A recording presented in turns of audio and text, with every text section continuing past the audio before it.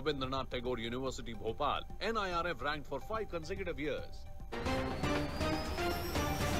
PM प्रधानमंत्री का 74वां जन्मदिन आज। सीएम धामी ने दी जन्मदिन की बधाइयां, बाबा केदारनाथ से दीर्घ आयु की कामना की। स्वच्छता ही सेवा 2024 कार्यक्रम में पहुंची पुष्कर सिंह धामी। सड़क पर लगाई झाड़ू, हरी झंडी दिखाकर गाड़ियों को किया रवाना। होटल और धर्मशाला में होगा ग्राहकों का रजिस्ट्रेशन। बढ़ते अपराध को देखते हुए उठाए जा रहे कदम।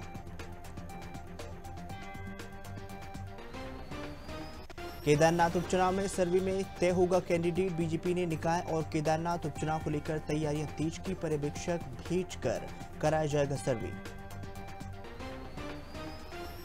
बंद सड़कों पर सीएम धामी, सख्त अधिकारियों को दी अल्टीमेटम। शांतिपूर्ण माहौल को बिगाड़ने वालों के खिलाफ सख्त कार्रवाई।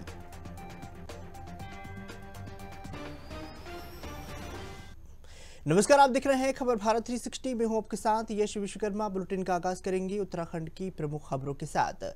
आज प्रधानमंत्री मोदी का जन्मदिन बेहद ही शानदार तरीके से देश भर में मनाया जा रहा है। बताना चाहेंगे जहां पर प्रदेश भर की तरफ से ही उनको बधाइयां दी जा रही हैं, तो पुष्कर सिंह धामी ने भी उनको बधाई दी है और बाबा केदारनाथ से उनकी दीर्घ आयु की कामना की है। इस मौके पर सीएम धामी ने बताया है कि किस दिन का इंतजार पूरे वर्ष को रहता है, इसी दिन का इंतजार, और इस मौके पर पूरे देश में सेवा पखवाड़ा शुरू हो जाता है। उन्होंने प्रधानमंत्री मोदी को आगे भी ऐसे ही देश को नेतृत्व करने की प्रार्थना की है।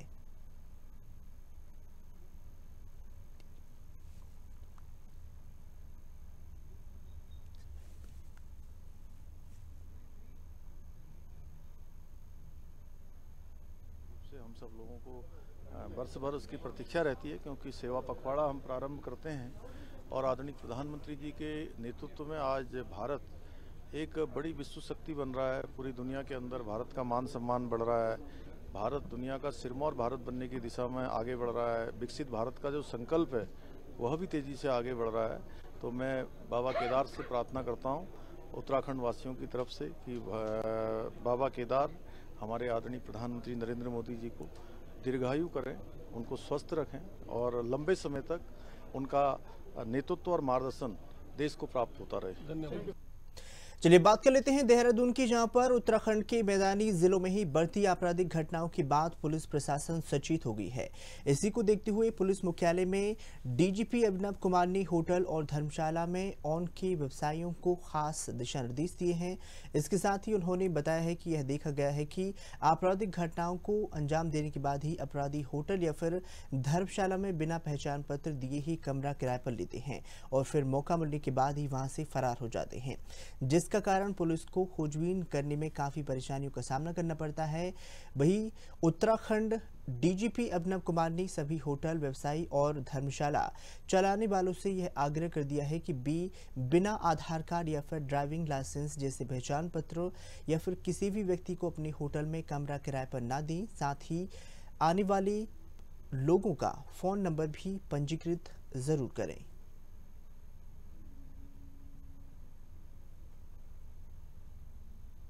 जब भी किसी बैंक या व्यापारिक प्रतिष्ठान में ऐसी कोई बड़ी घटना होती है तो कहीं ना किसी का इसमें मतलब अंदर से कुछ ना कुछ सूचना दी गई होती है, या इस केस में तो जैसा हमें पता चला कि इन लोगों ने आके 2-3 जगह की रेकी की थी। अब उसमें भी जैसा हमें पता चला 1-2 जगह ये ऐसी जगह रुके थे। नॉर्मली देखिए, अब हम लोगों ने इंस्ट्रक्शन जारी कर दिए हैं कि सभी होटल धर्मशाला वाले रजिस्ट्रेशन करें। जो भी उनके यहाँ आके रुकता है उसका आधार कार्ड या डीएल नोट किया जाए, उसका मोबाइल नंबर सही से नोट किया जाए, ठीक है। लेकिन इस घटना में जैसे हमने पाया कि वहां पे कुछ ऐसे प्रतिष्ठान थे जिन्होंने ये कार्रवाई नहीं की। अब जब तो ये भी एक सोचने की बात है, जो वहां पे जो होटल धर्मशालाएं हैं उनको भी इस बारे में, और हम आग्रह उनसे यही करेंगे, उनके साथ भी मीटिंग करके, कि जो हम ये प्रिकॉशंस लेते हैं ये आपको तंग करने के लिए नहीं, आपकी सुरक्षा के लिए लेते हैं। तो इसमें भी पुलिस का ठीक से सहयोग करें ताकि आगे हमें ऐसी घटनाओं को रोकने में आसानी हो। मुख्यमंत्री पुष्कर सिंह धामी ने बारिश और भूस्खलन की वजह से ही बंद सड़कों को 2 दिन के भीतर ही खोलने के दिशा निर्देश अधिकारियों को दे दिए हैं। साथ ही लापरवाही करने पर सख्त कार्रवाई की चेतावनी जारी कर दी है। आपको बताना चाहेंगे, मुख्यमंत्री के निर्देशन पर ही आपदा प्रबंधन सचिव विनोद कुमार सुमन ने वीडियो कॉन्फ्रेंस के माध्यम से ही सभी जिलों के प्रशासनिक अधिकारी और अभियंताओं के साथ ही बंद सड़कों की समीक्षा बैठक की है। तो वही उन्होंने दावा किया है कि 2 दिन के भीतर ही 95% सड़कों को यातायात के लिए सुचारू रूप से जारी कर दिया जाएगा। आपदा प्रबंधन विभाग की रिपोर्ट के अनुसार ही राज्य की 250 से ज्यादा सड़कें बंद थीं। वही सड़कों के आयात के लिए सुचारू करने के लिए लापरवाही पर दंडात्मक कार्रवाई भी की जा सकती है।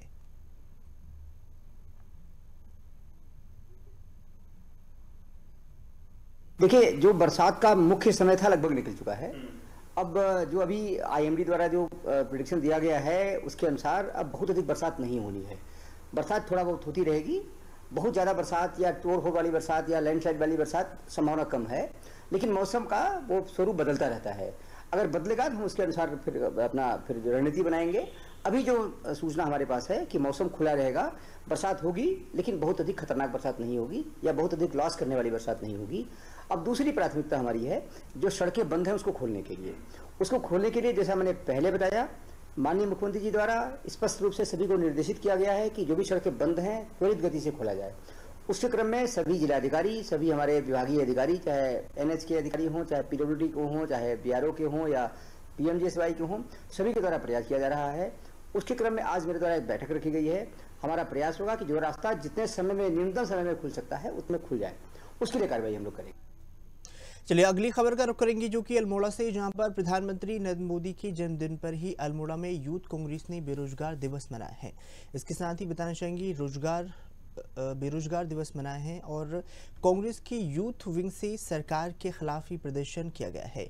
नारेबाजी की और पकौड़े तलकर ही अपनी बेरोजगारी की समस्या पर ध्यान आकर्षित करने के लिए उन्होंने करारा प्रहार किया है। बताना चाहेंगे, आज देश भर में ही प्रधानमंत्री मोदी का जन्मदिन बड़े ही धूमधाम तरीके से मनाया जा रहा है, तो वही कांग्रेस भी हमलावर हो गई है और बेरोजगार दिवस उन्होंने मनाया है। कांग्रेस के यूथ विंग ने सरकार के खिलाफ कड़ा प्रदर्शन किया है। नारेबाजी करते हुए पकौड़े तलकर बेरोजगारी की समस्या पर ध्यान आकर्षित किया है। वही प्रदर्शन कर रहे युवाओं ने सरकार से रोजगार देने की मांग की है। युवाओं का कहना है कि सरकार ने चुनावी वादे के दौरान ही रोजगार देने का वादा किया था, लेकिन कई साल बीत जाने के बाद भी स्थिति में कोई सुधार नहीं हुआ है और वे अब भी बेरोजगार हैं।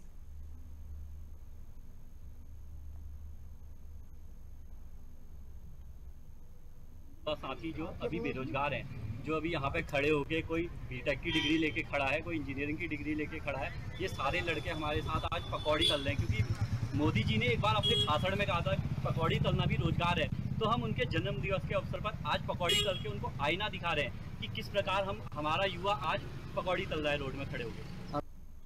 खबर देहरादून से, जहां पर भाजपा में केदारनाथ उपचुनाव में ही सर्वे के आधार पर ही प्रत्याशी तय करेगी भाजपा के प्रदेश अध्यक्ष महेंद्र भट्ट ने बताया है कि केदारनाथ उपचुनाव के लिए पार्टी प्रत्याशी का चयन सर्वे के आधार पर किया जाएगा। उन्होंने बताया है कि इस संदर्भ में जल्द ही पर्यवेक्षक और सर्वे की रिपोर्ट मंगाई जाएगी। इसके साथ ही आगामी निकाय और पंचायत चुनाव में भी प्रत्याशियों का चयन सर्वे के आधार पर किया जाएगा। इस दौरान ही उन्होंने भारी बहुमत के साथ जीतने का दावा भी पेश कर दिया है।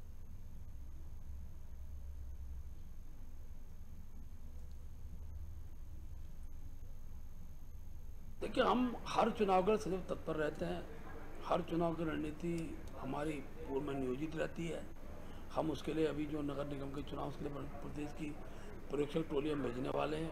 बहुत जल्दी वो टोली नगर निगम में, नगर पालिका में जाएगी। प्रत्याशियों, कार्यकर्ता राय शुमारी के बाद प्रत्याशी का पैनल आएगा, उस पर हम पब्लिक सर्वे कराएंगे और सर्वे के आधार पर प्रत्याशी की घोषणा करेंगे। बहुत जल्दी जैसे चुनाव घोषित होता है हम अपने प्रत्याशी घोषणा कर देंगे। और मैं कह सकता हूँ कि हम चुनाव को, जैसे पिछली बार के चुनाव में हम 90% नगर निगम जीते हैं, उसी प्रकार की जीत हमारी इस बार भी रहेगी। प्रधानमंत्री मोदी का आज जन्मदिन है, यानी 17 सितंबर को ही अपना जन्मदिन देश भर में प्रधानमंत्री मोदी मना रहे हैं। वे आज 74 साल के हो गए हैं। उनके जन्मदिन के मौके पर ही सरकार और राज्यों के दिग्गज नेता समेत ही विपक्षी दलों के नेता भी उन्हें बधाई दे रहे हैं। वहीं इस मौके पर उत्तराखंड के कैबिनेट मंत्री सौरभ बहुगुणा ने ही प्रधानमंत्री मोदी जी को शुभकामनाएं दी हैं और उन्होंने बताया है कि लगातार तीसरी बार देश की जनता ने उन्हें देश की सेवा करने का मौका दिया है। जिस तरीके से प्रधानमंत्री मोदी जी ने देश को और अर्थव्यवस्था को आगे बढ़ाया है, पूरे विश्व में भारत की छवि सुधर गई है। और जिस तरीके से उत्तराखंड में डबल इंजन की सरकार को मोदी जी का आशीर्वाद मिला है, मुझे पूरा विश्वास है कि प्रधानमंत्री मोदी के नेतृत्व में देश और तरक्की करेगा।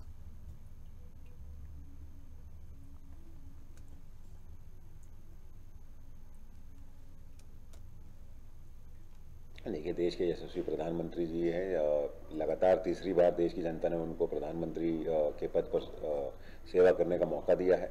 जिस तरीके से प्रधानमंत्री जी ने इस देश को आगे बढ़ाया है, जिस तरीके से उन्होंने इसको अर्थव्यवस्था को सुधारा है, जिस तरीके से पूरे विश्व में भारत की छवि सुधरी है, जिस तरीके से उत्तराखंड में डबल इंजन की सरकार को माननीय प्रधानमंत्री जी का आशीर्वाद मिला है, जिस तरीके से उत्तराखंड के धामों को माननीय प्रधानमंत्री जी ने अपना आशीर्वाद दिया है और उसके साथ साथ उनका कायाकल्प करने में कोई कमी नहीं छोड़ी है।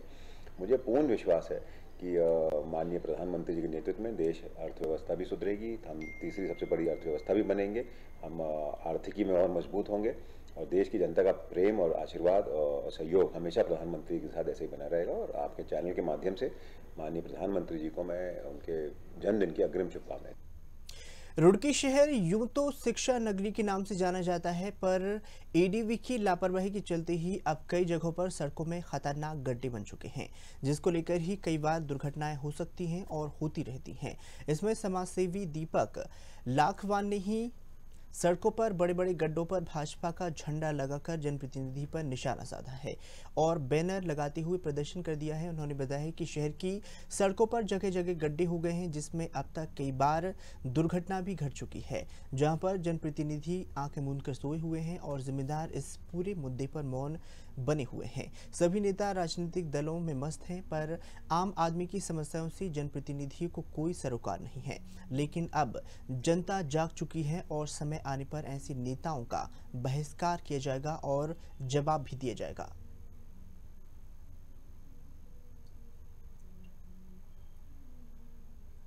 जब हम कल ये काम कर रहे थे, ये काम कल से इसलिए शुरू किया कि परसों रात एक बहुत बड़ा हादसा यहाँ हुआ कि एक कार कम से कम 12 फुट हवा में उछली और वो कई कलाबाजी खा के वहां जाके गिरी। वो तो अच्छा हुआ उधर से कोई नहीं आ रहा था और कार में जो थे लोग वो सुरक्षित रह गए। वो कार पूरी तरीके से डैमेज हो गई। जब हम कल ये लगा रहे थे तो हमने चारों तरफ ये अभियान शुरू करा। हम कह रहे हैं कि सदस्यता अभियान से अच्छा होता कि अगर भाजपा समस्या अभियान चलाती, लोगों की समस्याएं और जो धरातल पर जो समस्याएं हैं उनका निवारण करती, लेकिन ऐसा कुछ नहीं हो रहा। केवल और केवल ये चीज हो रही है। दूसरा क्या है कि जब भी कोई काम होता है, भाजपा कोई भी सरकारी काम होता है, सरकारी तो सरकारी, इवन जो प्राइवेट काम भी होता है उस पे भी जो है लोग अपने झंडे लगा देते हैं, ये लोग ला करके कि भाई ये काम मोदी जी ने करा, ये काम मोदी जी ने, ये हमारी सरकार की उपलब्धि। तो भाई जी जब वो सारी इनकी सरकार की उपलब्धि है तो जो एडीबी का जो प्रोजेक्ट था जिसमें कई जो 1400 करोड़ का रुड़की में आया था, उसके गड्ढे हैं ये भी उपलब्धि उन्हीं की है। इसलिए क्योंकि सरकार उनकी है, जिम्मेदारी उनकी। यहाँ से कई बड़े नेताओं के घर हैं, अगर वो चाहते तो एक बार में ही एक फोन करके ही जो है इन गड्ढों को भरवा सकते थे। चलिए रुक करते इस वक्त की बड़ी खबर जो कि देहरादून से आपको बताना चाहेंगे, जहां पर बारिश का कहर जारी है। बताना चाहेंगे मौसम विभाग ने अलर्ट जारी कर दिया है। बारिश का कहर देखने को मिल रहा है, लगातार मूसलाधार बारिश हो रही है। आसमान से बारिश आफत बनकर बरस रही है, जिससे लोग पूरी तरह से उनका जीवन अस्त व्यस्त हो गया है। तो वहीं आने वाले दिनों में बारिश होगी, मौसम विभाग ने अलर्ट जारी कर दिया है। मौसम विभाग ने भारी बारिश की आशंका जताई है।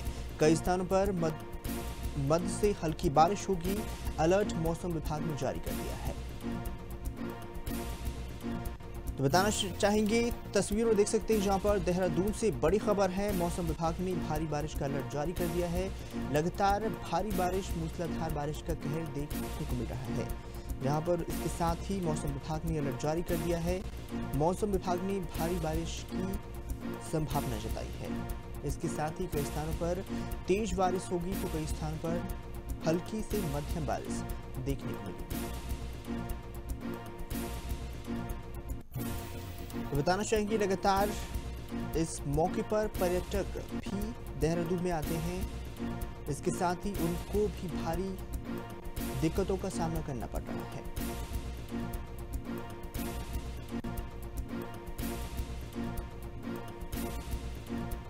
अधिक जानकारी के लिए हमारे संवाददाता आदिल हमारे साथ जुड़ चुके हैं। आदिल, आपसे जानना चाहेंगे, लगातार अगर मौसम की बात कर ली जाए, करवट ले रहा है और मूसलाधार बारिश का अलर्ट भी मौसम विभाग ने जारी कर दिया। क्या कुछ ताजा अपडेट है? मौसम विभाग का देखें तो बारिश पूरे उत्तराखंड में बहुत हुई है। चाहे वो उत्तराखंड के पहाड़ी इलाके हों या मैदानी इलाके हों, सब जगह भारी बारिश हुई है और जनजीवन कहीं ना कहीं व्यस्त लोगों का, आम जनमानस का हुआ है। अभी ताजा अपडेट अगर मौसम का देखें तो उत्तराखंड जो देहरादून मौसम केंद्र के निदेशक हैं विक्रम सिंह, उन्होंने बताया है कि आने वाले जो 2 दिन है उसमें भी भारी बारिश से असामान्य बारिश भी हो सकती है, जिसमें कुमाऊं के जिलों को ज्यादा दिया है, जिसमें पिथौरागढ़, नैनीताल, बागेश्वर हैं, क्योंकि नैनीताल और पिथौरागढ़ में येलो अलर्ट बारिश का अगले 2 दिन के लिए जारी कर दिया गया है। वहीं अगर बागेश्वर जिले को देखा जाए तो बागेश्वर जिले में ऑरेंज अलर्ट मौसम विभाग ने अगले 2 दिन के लिए रखा है और यही संभावना जताई है कि ज्यादा से ज्यादा बारिश इन इलाकों में हो सकती है। उसके साथ साथ चमोली, जो पहाड़ के अलग गढ़वाल के अगर जिलों की बात करें, चमोली, उत्तरकाशी या मैदानी क्षेत्रों में देहरादून की बात करें तो वहां भी मौसम लगातार करवट बदल रहा है। कभी बहुत ज्यादा धूप हो जाती है तो कभी, क्योंकि अभी अगर 2 दिन पहले देखा जाए तो काफी बारिश, लेकिन अभी भी मौसम विभाग का मानना है कि आने वाले जो 2 दिन है उसमें प्रदेश में अलग अलग जिलों में कहीं भारी बारिश, भारी से ज्यादा बारिश भी होने की संभावना है। यश, बिल्कुल। आदिल जी, इसके साथ अगर बात कर ली जाए प्रशासन की, तो प्रशासन किस तरह की हिदायत दे रहा है, बताना चाहेंगे? यश, प्रशासन लगातार जब से मानसून सीजन शुरू हुआ है लगातार ऐसी जगहों पर प्रशासन की नजरें हैं जहां पानी ज्यादा आ जाता है, नदी उफान पर रहती हैं, तो जैसे ही पानी खतरे की सीमा से बाहर आता है तो वहां पुलिस के लोग वहां तैनात रहते हैं, एसडीआरएफ के लोग वहां तैनात रहते हैं और वो लोगों से यही अपील करते हैं कि आसपास आप पानी के आसपास बिल्कुल ना जाएं, जहां ऐसी जगह हैं जहां पानी ज्यादा आ सकता है। रात को, क्योंकि अक्सर ऐसा होता है देहरादून में अगर देखा जाए तो रात को तेज बारिश होती है तो कुछ इलाकों में पानी, जो नाले हैं बड़े बड़े, वो बाहर आ जाते हैं तो घरों में लोगों के पानी कुछ स्थानों पर चला जाता है जो उसके किनारे रहते हैं। वहां भी लगातार पुलिस की टीम मुस्तैद रहती है। रातों को वो अनाउंसमेंट के जरिए वो अनाउंस करते हैं कि आप सतर्क रहें, पानी ज्यादा आ सकता है। तो ये सरकार की तरफ से लगातार प्रयास रहता है कि किसी भी तरह की जनमानस को कोई समस्या ना हो, उसके लिए प्रशासन हर समय तैयार रहता है। यश, आदिल जी, अगर बात कर ली जाए उत्तराखंड की, तो उत्तराखंड का मौसम बेहद ही अच्छा मिजाज और सुंदर नजर आता है, तो पर्यटक भी काफी आकर्षित होते हैं। उनको लेकर क्या कुछ गाइडलाइंस दी गई हैं? बिल्कुल, देखिए उत्तराखंड अगर देखा जाए तो पर्यटन के क्षेत्र में बहुत आगे है और टूरिस्ट हैं पूरे देश में, बल्कि विदेश से भी उत्तराखंड के लिए आते हैं, चाहे वो गढ़वाल का क्षेत्र मसूरी हो या औली में हो या फिर आप नैनीताल की बात करें, तो पर्यटक यहाँ आते हैं। लेकिन जैसे ही पर्यटक आते हैं तो जगह जब वो आते हैं तो जगह जगह होर्डिंग्स लगे होते हैं पुलिस की तरफ से, प्रशासन की तरफ से, कि आप अगर नदी नालों की या आप कहीं पानी की जगह जा रहे हैं तो आपको क्या सावधानी बर रही है, आप अगर ट्रैकिंग कर रहे हैं तो आपको इस तरह की सावधानी की जरूरत होती है। हालांकि जगह जगह प्रशासन, चाहे वो ऋषिकेश की बात करें, राफ्टिंग को अगर आप ले लें तो वहां भी दिशा निर्देश लगातार रहते हैं कि आप ये चीजों को आपको एहतियात बरतने की जरूरत होती है। आप अगर सेल्फी पॉइंट पर जाते हैं, क्योंकि अक्सर हादसे, यश अगर यहाँ देखे जाए तो सेल्फी के समय काफी हादसे उत्तराखंड में हो चुके हैं, जिसको लेकर शासन प्रशासन पूरी तरह सतर्क है और लोगों को यही सलाह दी जाती है जो पर्यटक आते हैं कि आप अगर सेल्फी ले रहे हैं तो पूरा अपना ख्याल रखें, तो कहीं ऐसे पॉइंट पर ना जाएं जहां से आप स्लिप होने का खतरा हो या फिर जान माल का कोई खतरा हो। तो इस तरह की भी हिदायत पर्यटकों को लगातार यहाँ देती जा रही है सरकार। बिल्कुल आदिल जी, तमाम जानकारी साझा करने के लिए आपका बहुत बहुत धन्यवाद। और भी अपडेट हम इस खबर पर लेते रहेंगे। तो बताना चाहेंगे, देहरादून में मौसम विभाग ने भारी बारिश का अलर्ट जारी कर दिया है। इसके साथ ही आने वाले दिनों में भारी बारिश की चेतावनी मौसम विभाग ने जारी कर दी है।